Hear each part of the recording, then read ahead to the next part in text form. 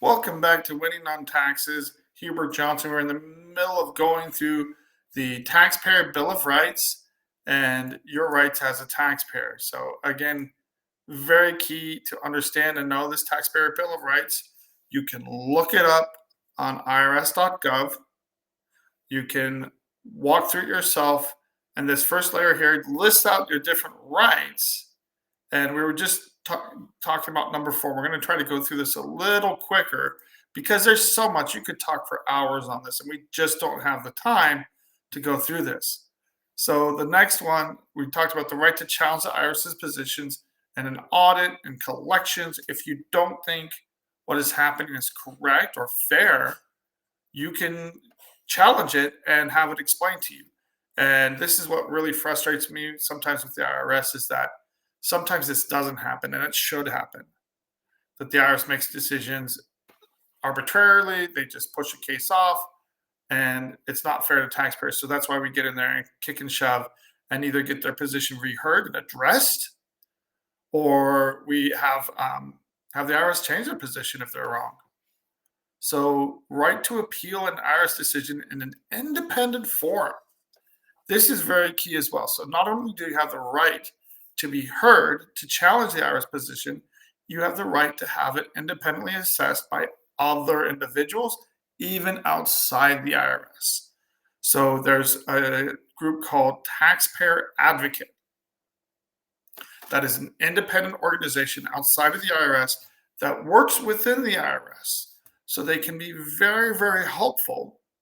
If you're stuck, you can't get through to anybody, you can't get the answers you need, you can go to Taxpayer Advocate. Again, you can just go to irs.gov and type that in, and you can be referred to an advocate in your area and how to get through to somebody. So there are options, there are ways to get through to this, but we're going to keep moving through this.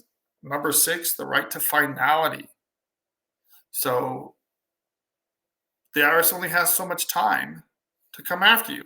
After that time period is over, IRS is lost out. They only have so much time to audit your returns. After that, tough luck. Why? Because we want people to be able to look at their returns and not have something pop up from 10, 15 years ago. Can that happen? Yes, but it has to happen. There has to be some kind of accusations of fraud if you are hiding assets for the government. And I never, ever recommend doing anything like that. It's absolutely not worth it. But this way you can sleep at night. You can see what's going on with the IRS. And when it's taken care of or it gets too old, it's gone. This is not intended to stress people out and hurt them as much as possible. Some of the letters and some of the threats that they make feel like that, but you have a right to, once the decision is made, have it be final once you've gone through the appeal process and be done with it, move on with your life. Right to privacy. This is a big one. And again, sometimes you hear about people's information being disclosed. This is a massive violation of this right to privacy. It can make it hard to deal with the IRS in that you have to have a power of attorney, you have to sign forms, you have to give someone authorization to speak on your behalf to represent you.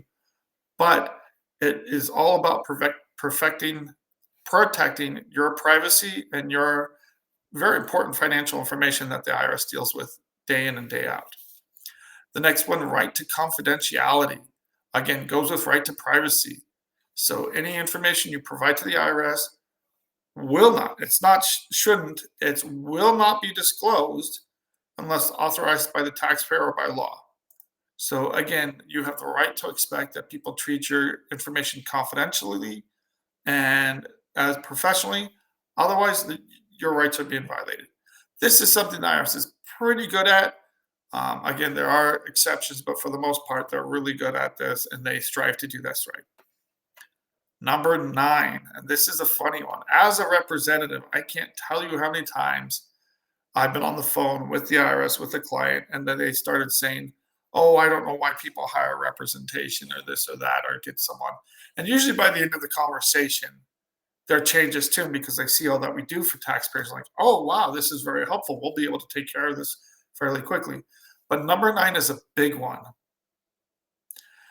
If someone tells you, don't get a second opinion, don't get informed, And again, there are companies out there you have to be wary of, but in general, you have the right to be represented.